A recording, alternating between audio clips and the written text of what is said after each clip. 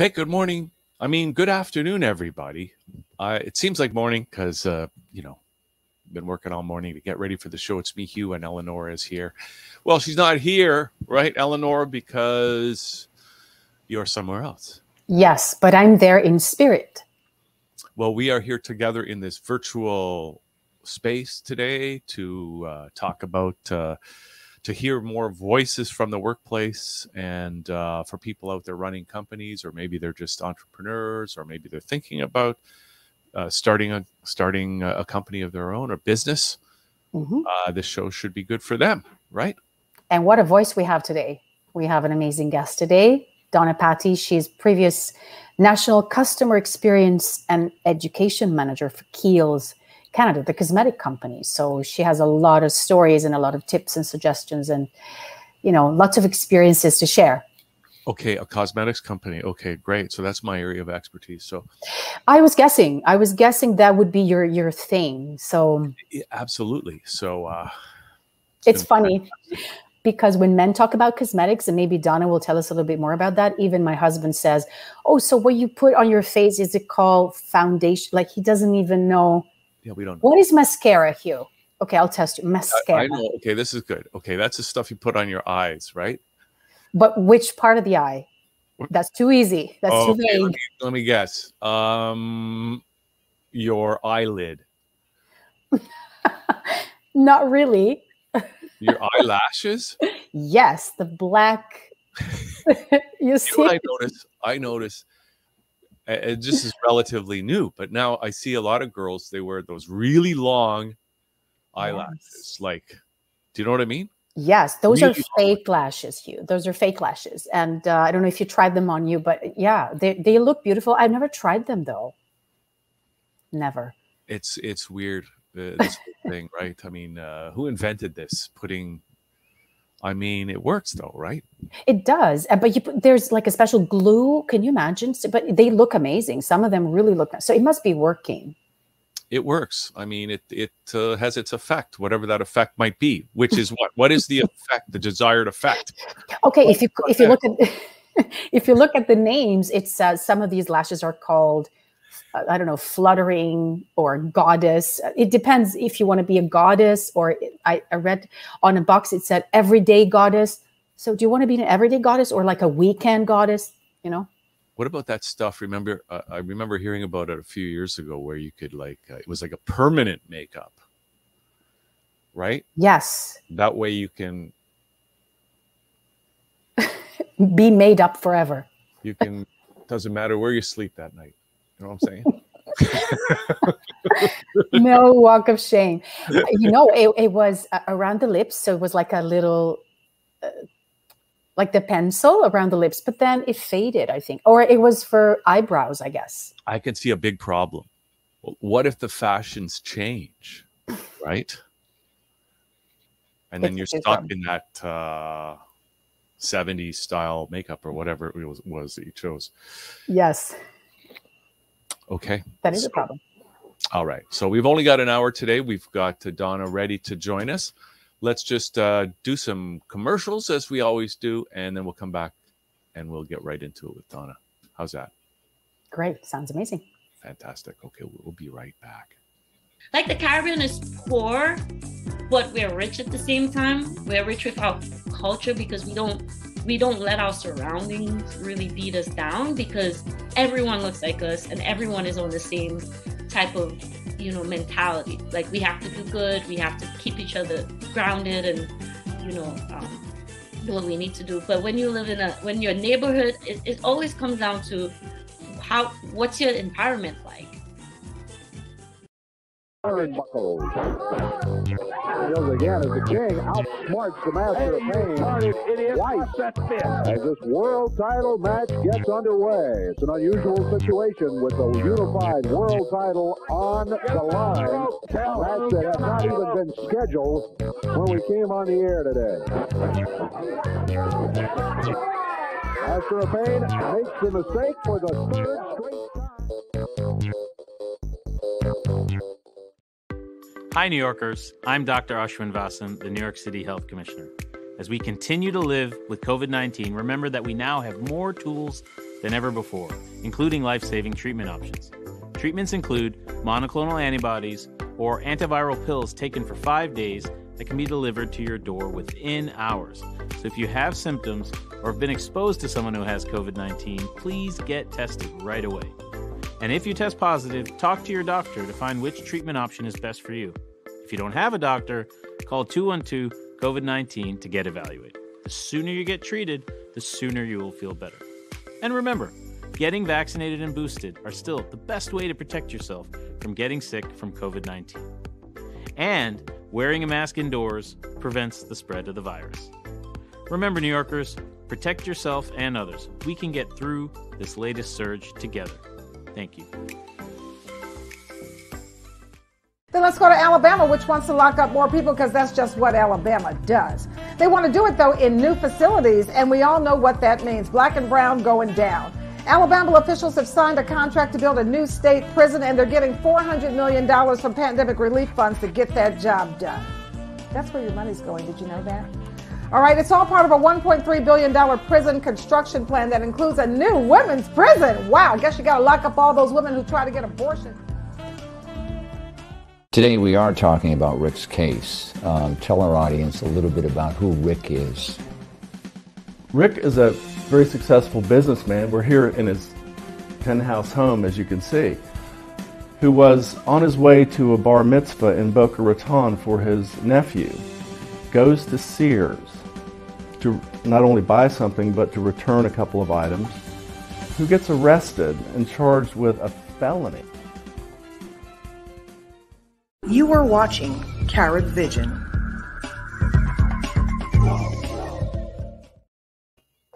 Okay, we're back here on the show. It's fantastic.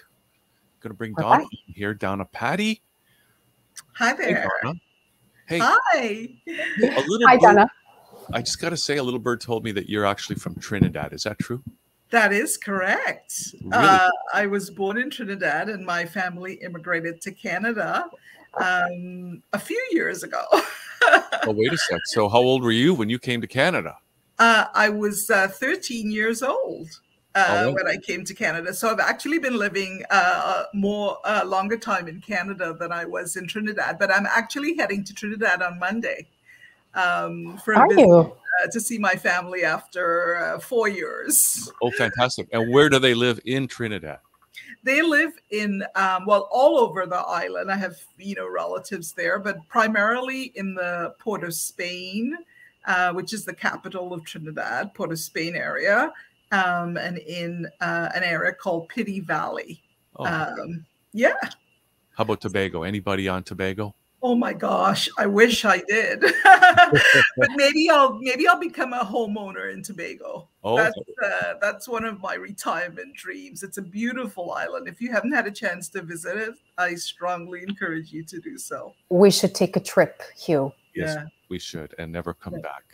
But it's interesting, Donna. You said now you spend more time here, of course, than in Trinidad. But how do you feel about that? Because do you still feel what part of that country do you still have in you? Do you still feel it? Is it gone, or is it still there because it was a part that you had when you were very little? Yes. Well, you know what? I have to say I feel so fortunate, particularly, with everything that's going on in the world today, to have been born in Trinidad and had the opportunity to grow up there, because it really gave me an opportunity to be exposed to so many different cultures. Trinidad really is a mosaic of so many cultures there. So you have an opportunity to, go to school, to experience. And what I really love about that country is that they do celebrate all of the cultures. So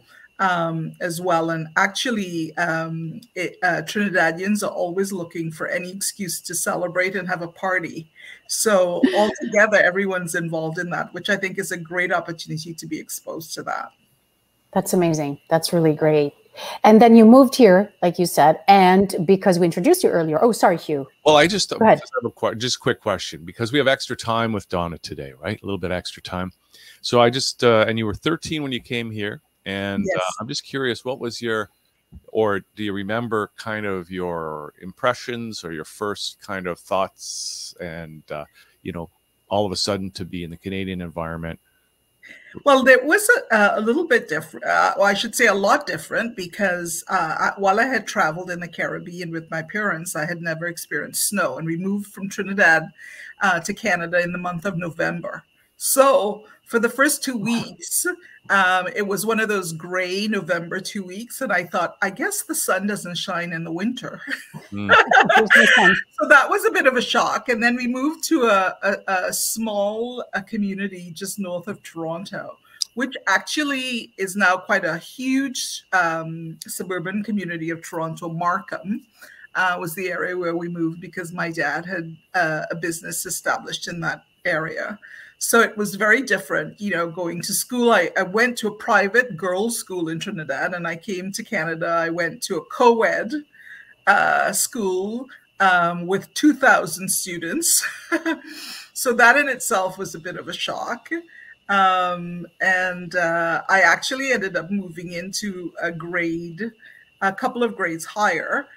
So I was with, you know, kids that were a little bit older. So there was quite a bit of adjusting. Is that because the education system in Trinidad is better than the Ontario? I wouldn't say it's maybe better or different. I think the program is very much based on the British education program. But you moved ahead, you know. I did. I guess I was just one of those students. Who was doing really well. Oh, you're right. Even my daughter moved here when we moved here, she was 12, so around your age, and it is a huge change for a kid at that age. So I can imagine what it must have been like for you, wondering, and also moving to a bigger school, just a lot to adjust to.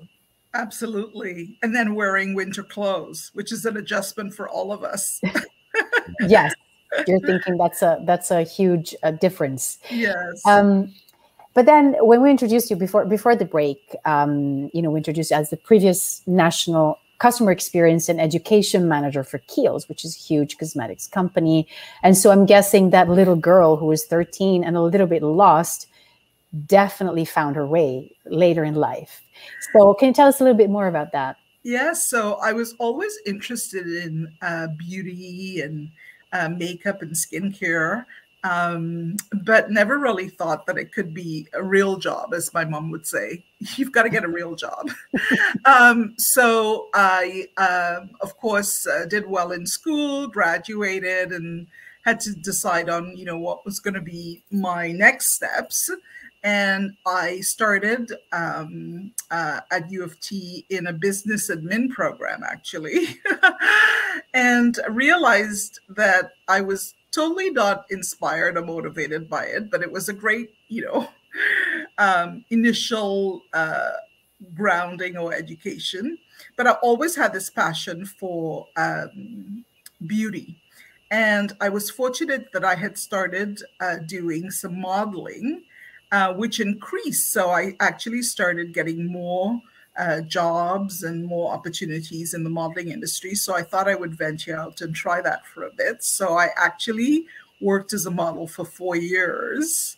And as I was doing that, it was, again, a great experience to travel, see some other countries. I decided that what did I really love about that? And what I really loved was still that love of beauty, of makeup, but more important than that was making people feel better about themselves. So I decided that I really enjoyed sharing that knowledge. So I went back to school and decided that I wanted to become an adult educator. So took a couple of courses in adult learning principles and coaching. And that started my cosmetic career, really. Yes. So you went into the educational aspect. So I went into the educational aspect of skincare and makeup. and worked. My first position was actually working as I had no retail experience. So I wanted to become a trainer, and the first company that I approached at that time was Estee Lauder. And they told me that I needed some retail experience. So I went and, they offered me a position, which I did for a year to gain that experience. And then soon after that, I was able to move into the training position. So I became a trainer for them, worked for them for a few years, and then took a couple of years off to have a baby, and decided I wanted to try a different career. And really missed, the skincare, that world. So I was actually approached by L'Oreal at the time, one of the largest cosmetic company in the world, to take over a position for someone who was on a disability leave. So I saw that as an opportunity for me to start working with them. And then after my time there, 6 months, they offered me a permanent position heading up their education department for the Biotherm line, which was great because Biotherm's international head office is based in Paris. So it gave me an opportunity to spend quite a bit of time there and really get to know France and that country. And then I, as part of our research within the industry, I discovered Kiehl's. I actually was doing a focus group, and what really piqued my interest, we were doing a focus group for men's skincare. Kiehl, you'll really, which is really a big part of the business today. Wait, let me take notes. Yes, do that. And we were doing this research focus group on, what were men's concerns with their skin, what were the kinds of products that they were interested in. And a name that kept coming up in that focus group was Kiehl's. At the time, I had only heard a little bit about Kiehl's, but I heard so much about Kiehl's. And we're talking here in the late 90s. I thought I've got to look into more of this company. So I had an opportunity to visit the Kiehl store, the flagship Kiehl store, which was actually in New York City, that actually first opened in 1851. And I had a chance to visit the store and experience the service and the products. And that was when I sort of fell in love with the Kiehl's brand. But what really attracted me more to the company was the values of the company, their core values, distinguishing values that were sort of the guiding principles for how they did business. And they had a very unique retail model. I was very interested by that. So when the company became part of L'Oreal in 2000, and they were going to really launch and expand Kiehl's in Canada, I was fortunate enough to become part of the Kiehl's team and launch our first freestanding store in Canada in 2003. Wow. And then went on to open 21 additional stores after that. I have to ask you, interesting about the fact that it was the values of the company that that really kind of cemented your interest in being a part of it. First of all, what were those values? And also, I want to ask, were those values able to be preserved as they became part of L'Oreal? Absolutely. That's a really a great question. The values, there were 6 of them. The first one, really important to me, was education. So they really put a lot of investment and attention to making sure that our teams that were, sharing, providing service and sharing products were educated on the products and able to speak very factually about the products with the customers. They also wanted our whole service approach was really about educating the consumer. It was about giving them the information to make the right decision for themselves. So that was really very important. Another value was the scientific aspect of the company, valuing science and the scientific research that went into the formulation of the products, because that gave some credibility as well as the results that we knew customers were looking for. And a part of Kiehl's history is they were founded as an apothecary pharmacy. So it very much links to the roots of the company from when they were originally founded. And in fact, today, when you visit one of our stores, you'll see our representatives still wear lab coats as a way to celebrate that heritage. Another value that was key was respect. Respecting the environment was a key cause for us. So we always used packaging that was recyclable, using biodegradable ingredients, combining in our formulations a blend of nature and science in all of the products. So that was another value. And also very much respect for our customers, that, you know, they were educated enough to know, to make the decisions on what was right for them based on their, not only their skincare needs, but their lifestyle. So that was very important. Another value that was really very, very dear and close to my heart, probably more than some of the others, was giving. And the mission statement for the company, which was written by one of the original family owners. In fact, Kiehl's was a family-owned business from 1851 until 2000.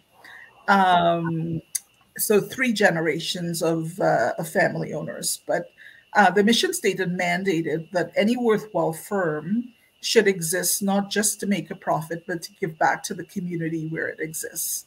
So social responsibility and giving, which has become so trendy right now, was always an intrinsic part of the heritage of Kiehl's. So that was something that I really identified with, and was, you know, so there were different charities that we worked with, and 3 key pillars that I also shared an interest in, which one was the environment, community and children.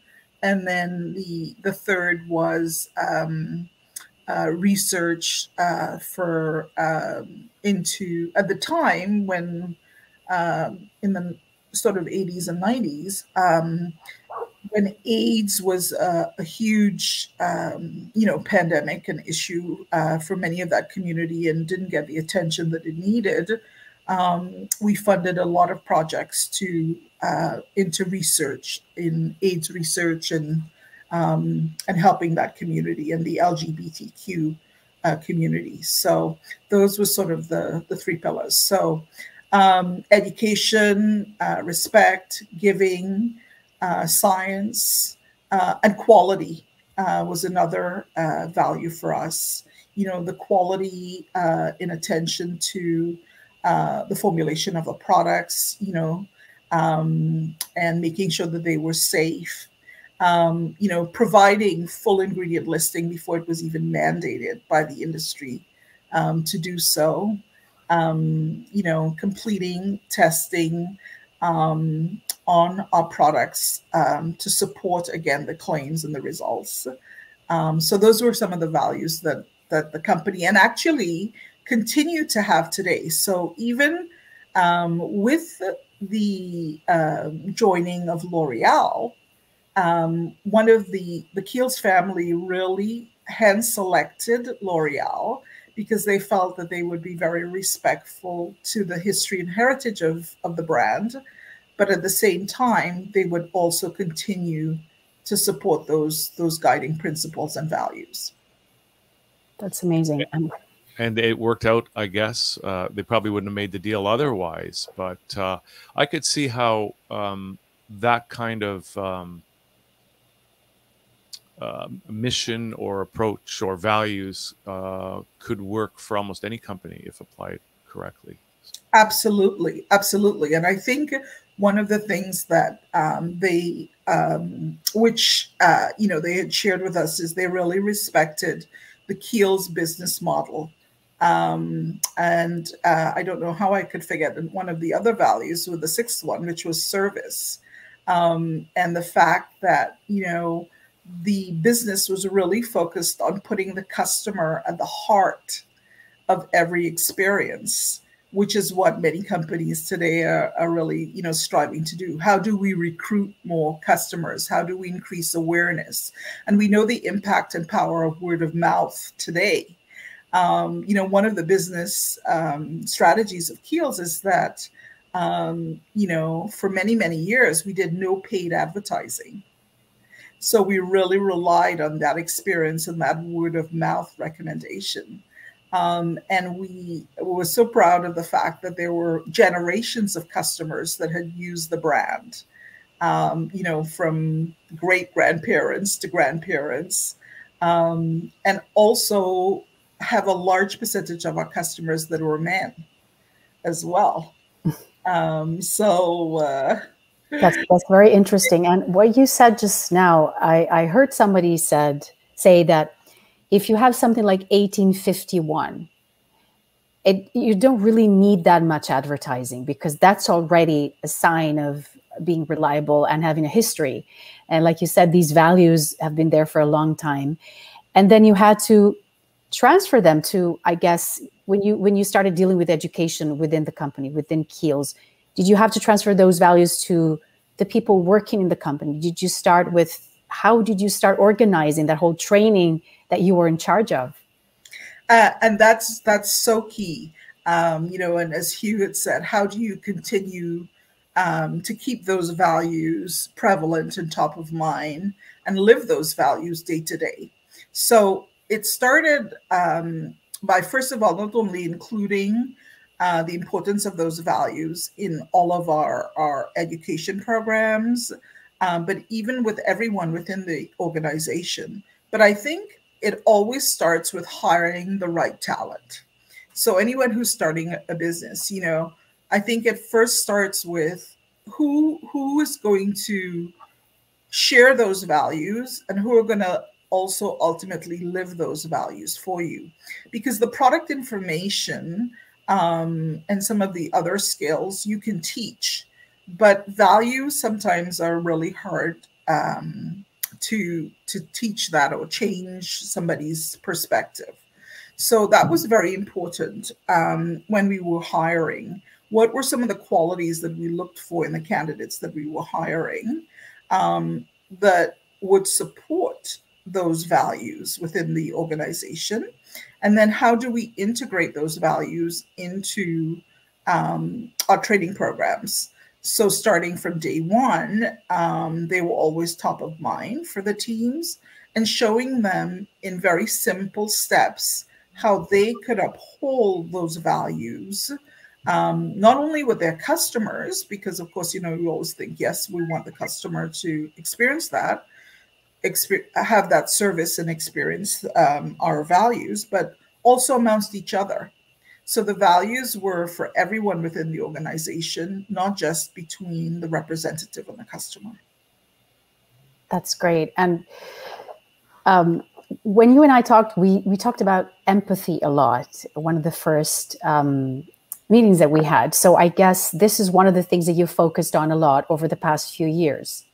Well, it was something that was always part of the brand, again, linked back to the values, but it became increasingly important, within the last few years, because one of the things that we noticed, as I'm sure, you have, is with the popularity or the increase of the digital era and social media, that while we became connected digitally, it became a little bit more challenging, particularly for the millennials and some of the yes. to connect in person.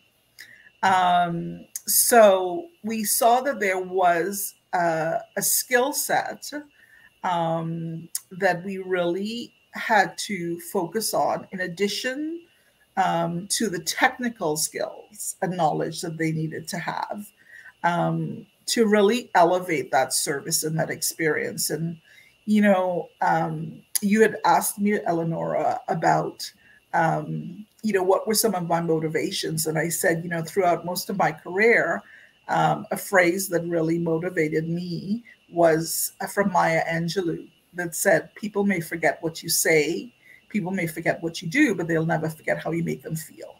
So how could we take that concept and translate it through our representatives, to our representatives, first of all, investing in their education and knowledge, and then in turn, they would then transmit that to our customers and create that memorable experience that would create that word of mouth recommendation.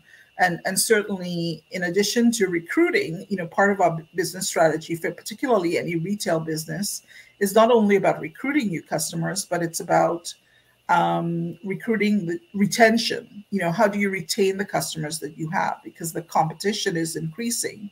So how do you keep them coming back to your brand? And how do you deliver a service so exceptional that they in turn become advocates?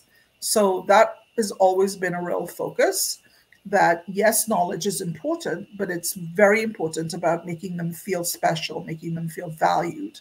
And again, it starts with your team through the education program, and then they in turn will do it with their customers.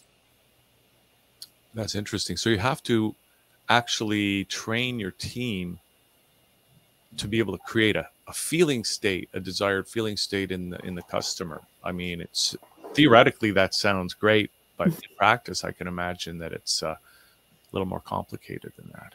It is, because you also have so many multiple personalities and you have a limited amount of time.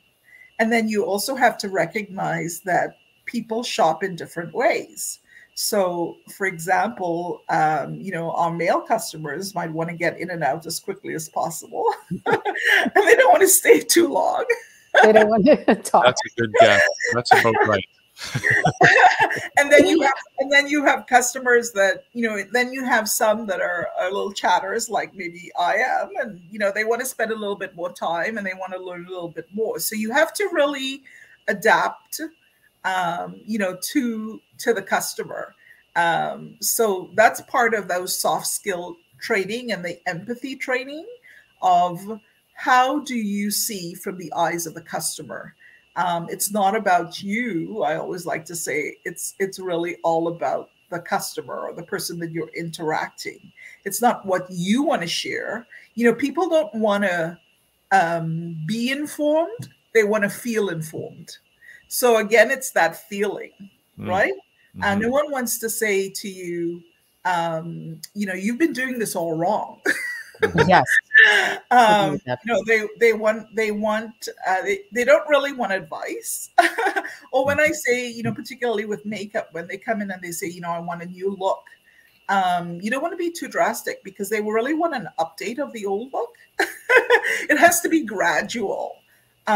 So it's really important that you're listening. I think one of the most important skills is listening, for empathy, and listening with your eyes and not with your ears. And I have a little story, if I have a few minutes to share. This really struck home to me. I know, Eleanor, you have a daughter. Hugh, I don't know if you have any children. But anyway, when my son he must have been around 4 or 5 years old, and I was trying to get dinner ready, and he was trying to get my attention to see something. And of course, I was pretending to listen, as parents will often do. And he came out and he said to me, "I need you to listen with your eyes." Oh. And that just struck me and stayed with me, that he realized that I really was not engaged, and I really wasn't, listening to understand. I was listening probably to respond. So he said, I need you to listen with your eyes. And that advice I shared often when I was training to the teams, when you're interacting with anyone, actually. People want to know that you're truly listening to them. and listening to understand. So that's great. And to relate to that, it's the same thing with coaching. And we mentioned that when we spoke as well, the saying that they don't care what you know until they know that you care, right? How much you care. Right. People don't really need to understand, okay, you have this certificate, you have this degree, great, but how are you listening to me? Are you looking at me? So your son said something really sweet, but so true and so deep. And because you mentioned soft skills, oh, sorry, did I interrupt you? I was just going to say, and it's also about dosing the information, because very much in terms of the time, you know, some people want the information, you know, very quickly and very straightforward. And they maybe just want a product and they want to go home and do their research on their own and read. And some people want you to share more information with them. So it's really about, you know, again, coming back to empathy and human connection. How do you connect first with the customer to understand who they are and what are their needs before you begin to adapt and tailor your approach to them? So that became increasingly important for us. And also when we went, you know, of course, when our stores closed down during the pandemic and we weren't able to engage with our customers in person, and we had to move our whole engagement digital. So as well as our training, how do you create that same feeling when you're not doing it in person? Yeah. So, I mean, almost every company or every business has had to deal with this kind of situation, this transition. But how did you even approach it? I mean, how did you even think about how the process was going to go forward? So I think what was fortunate for us, we were very lucky that we'd already started that whole human connection and empathy training, you know, previously, and we had started some to combine a bit of digital learning as well as in-person learning. So that really helped us to ease into that. But it really took a total shift, because it meant that we weren't just doing a training or seminar that you'd be able to do in person. You couldn't just all of a sudden put it on, you know, digital. So we had to, and then what were the skill set, the new skills that the teams required in the stores? So we had to take our in-person consultations to virtual consultations. So we had to add additional training seminars that would upskill them and help them feel more confident in using the technology and engaging with customers through the camera, you know, versus in person, and providing that service. And again, even in our seminars, how do you create that interaction and that connection so that it's not they're learning, you're testing their learning during a seminar. So it had to become much more interactive. We had to you know, take additional training in how to animate virtually, how to become hosts. More engaging. Yeah, absolutely. So we had to give them that training so that they felt much more comfortable and confident using social media like Instagram to post, to make videos, because some of them felt very comfortable doing that and some were not as comfortable doing that. So those were additional trainings that we had to provide. And then the other thing that was really also crucial was in terms of the timing. You know, we realized that for everyone, it was better to have smaller bite-sized pieces and smaller webinars than having, you know, too long webinars, because then you would lose the interest, you know, after a certain time. So these were things that we had to take into consideration, and it was a learning process for us as well as coaches and educators. So that's, I mean, here we are. I'm not sure if we're coming out of the pandemic or if this is just a brief respite, or I guess nobody really knows what the future holds. But what are you looking at, or what are you seeing as challenges yet to be addressed as we move forward? Well, I think, what I refer to as the now normal, which is different. So I think digital is not going away. I think the pandemic just accelerated that. So I don't think any type of coaching or training that we're going to is going to go back to exclusively being only done in person. It's always going to be a combination of multiple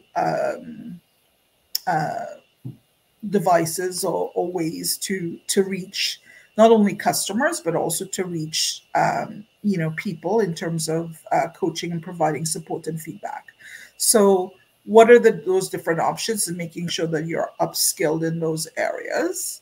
In terms of the training, I think, while we've been talking a lot about empathy and human connection, I think it's such an integral part of service today and retail today, and even all businesses today, because, we had to work with our internal team that provides support as well, because to the teams in the store, because the teams in the store would be their customer. So, we always think about the external customer, but we don't often think about the internal customer. So as coaches and as leaders, we have to think about, how are we setting the example? How are we coaching and developing with empathy? And I think that's increasingly important, because we know that the millennials and the next Gen Z generation are looking for companies that they, again, values are very important for them. Work-life balance is very important to them. They're as much interviewing the company as you might be interviewing them for the role.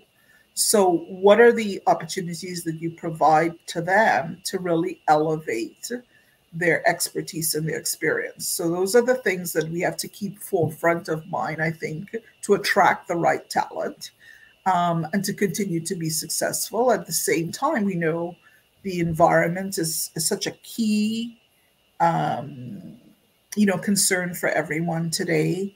Safety in the products, consumers today are much more educated and aware.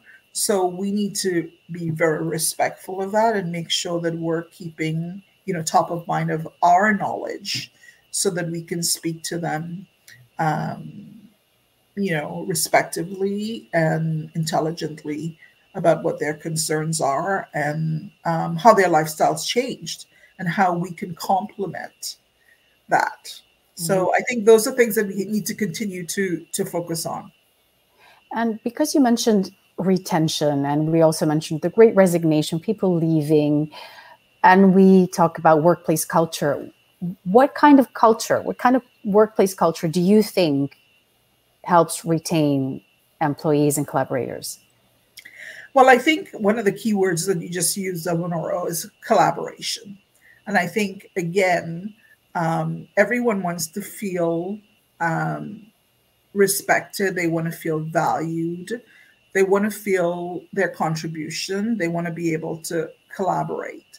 So I think, when we look at what are the qualities of a successful coach or a successful leader, again, we come back to listening, if it's that one skill, and creating an environment for feedback, because sometimes the people on the front lines have the best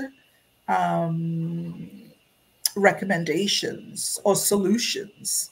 And are we involving them in the process? Are we involving them in the change and the evolution of the company? And I think we all feel much more loyal or committed if we feel that we're being heard and we have a stake in the future. So I think having an environment that fosters that connection and involvement is key to any success moving forward. All right. Like you said, it's easier said than done, but that's the heart of the matter. It is listening, making people feel valued or safe, where they can express their opinion. We mentioned that a couple of times, expressing their opinions in a safe environment without feeling that they're just numbers coming to work. That's what people need, I guess. What we all need. Absolutely. So is there a call to action or something you'd like people who are watching this that they can take away, follow up on?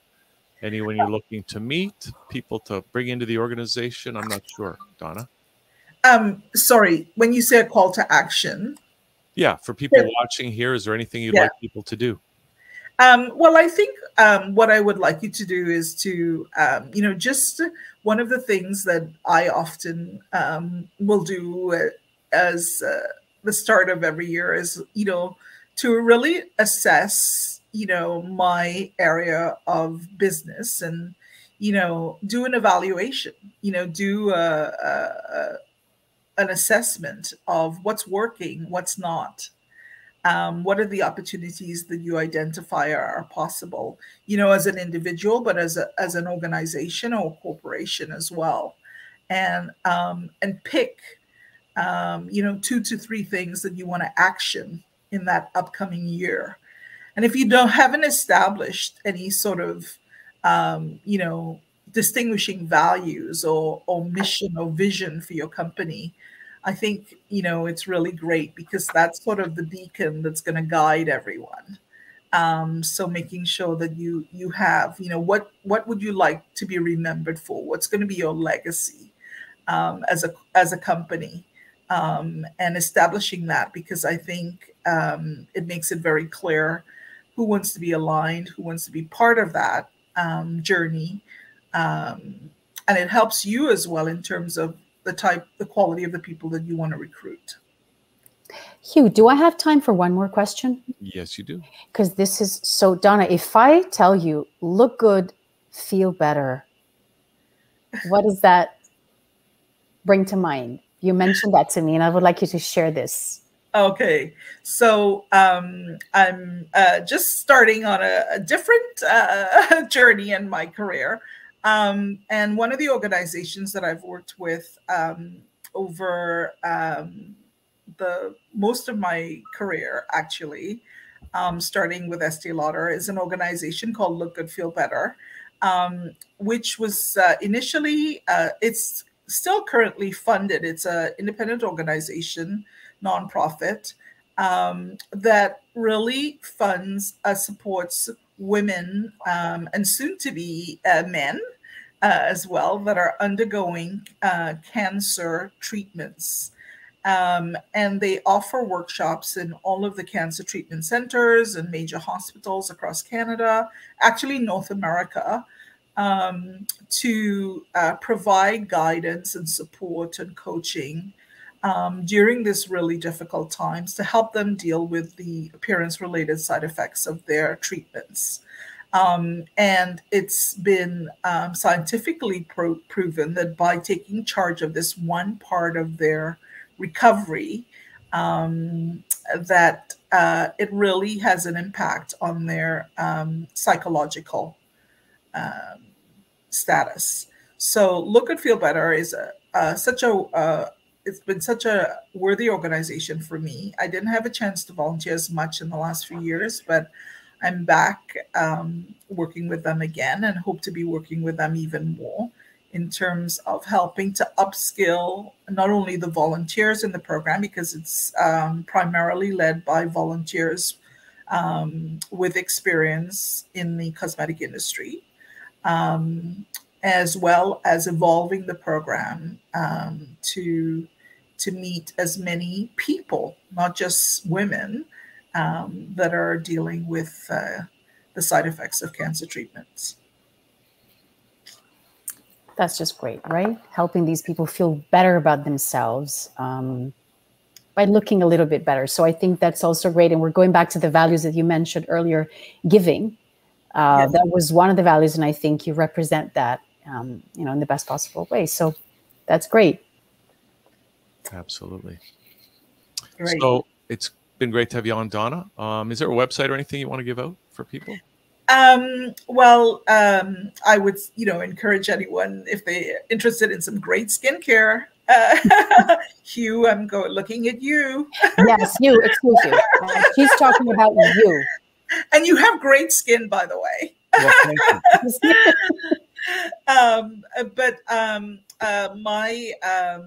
If you wanted to reach me, you can reach me on Instagram at donna.r.paty.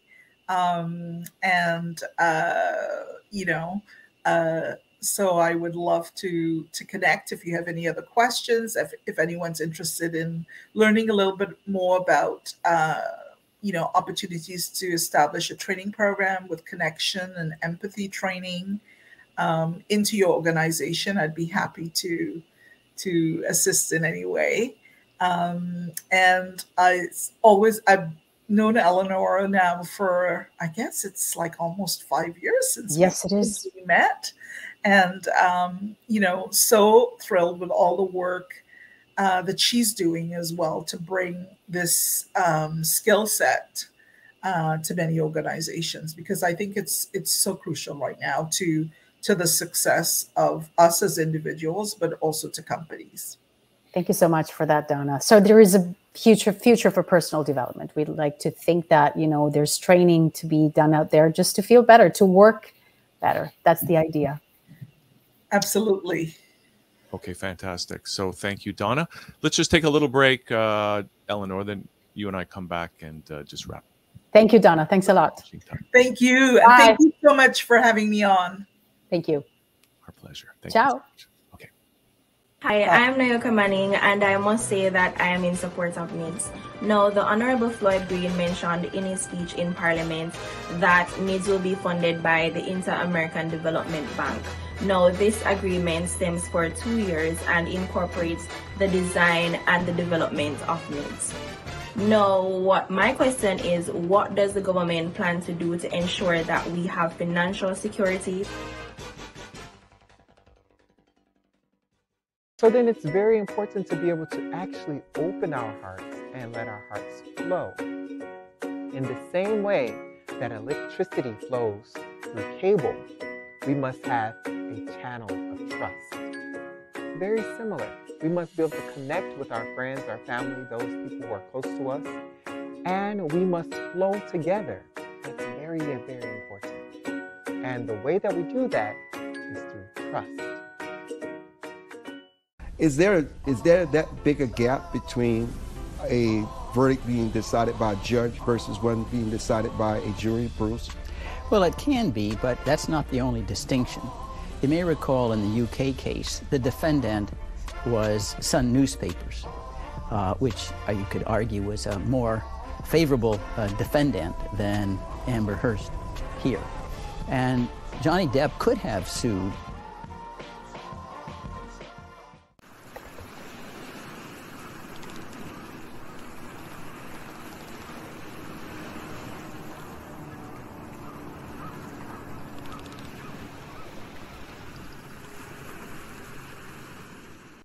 We're cutting down bananas. Then we're going to eat them. Let's go cook some bananas. And hopefully we'll press all the right buttons. What's this button do? Why is it? Whoa! Woo! Why is he driving? And we're on the move through the Kona coffee fields and towards the farm's prized banana patch to meet my friend Puhi, who's going to help us harvest and dehydrate some of his delicious Hawaiian apple bananas. What have you taken away from this whole experience? Nothing, just trying to be a leader of my team, just trying to just help other guys, just learn how to play with new guys, transition from college to being pros, and just trying to just learn what I can get in from all the NBA personnel around, and just taking it from there. Yeah, yesterday guys were still trying to figure out who they were, what they could bring to the team. I think knowing it's the last day, they're just going to let loose. John Martin let it loose.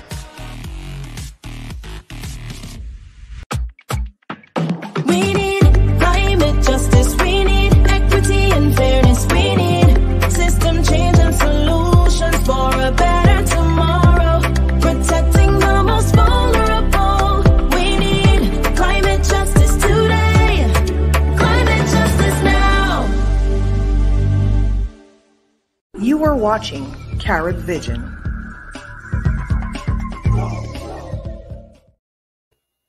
All right, we're back. Just got a couple minutes here, though, Eleonora. Yes. Hello.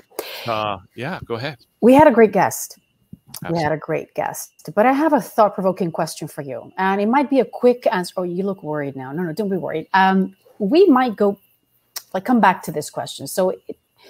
But I would like you to think about this. So we always said, even, during these episodes and with everybody, that you need a safe workplace, a workplace that values people, listens to people, awards, praises, good feedback. But it seems to me that sometimes the people who keep workers with them the most are people who don't really behave that way. I mean, managers or leaders. Sometimes I have the impression that if you give too much, then people take advantage. They start, and I see a lot of managers out there who are not very nice, but they still manage to keep people in control. You know what I mean? I don't know. I have a feeling. I got to tell you something. I only got a couple minutes left, but when I was at university, I remember this. I think it was organizational behavior was the course, and they played a movie. This is like an old war movie called 12 O'Clock High. So we came in and we thought, oh, this is, wow, we're going to get a movie.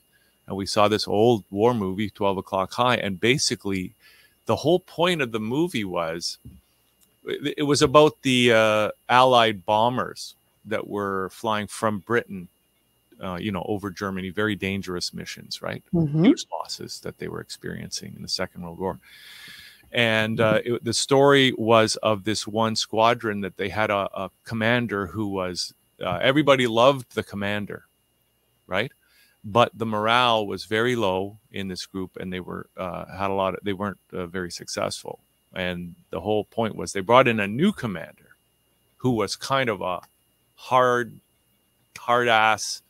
Everybody hated him, but he was able to, through his leadership, create an environment where they became successful, and the morale of the crews was up, their success was up, and it was all about the right kind of leadership, because it's hard for me to kind of explain what. No, but I know what you mean. Of what it was, but it was like sometimes it's like tough love, the idea of tough love, but sometimes it's also tough leadership. You may not like your boss, but he's running things in a way that's going to lead to success. And when the company's successful, when everybody's successful, that's going to translate into personal success and personal achievement. Yeah.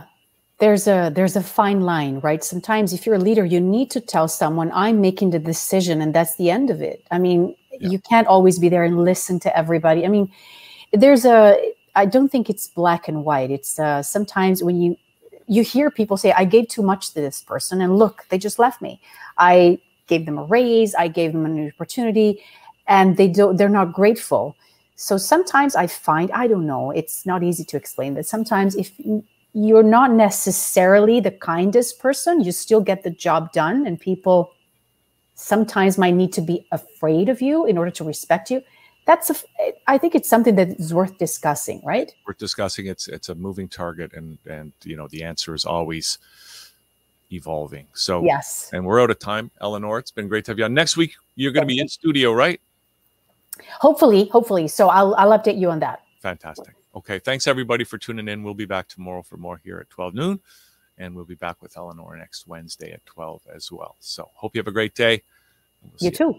Thank you. Okay.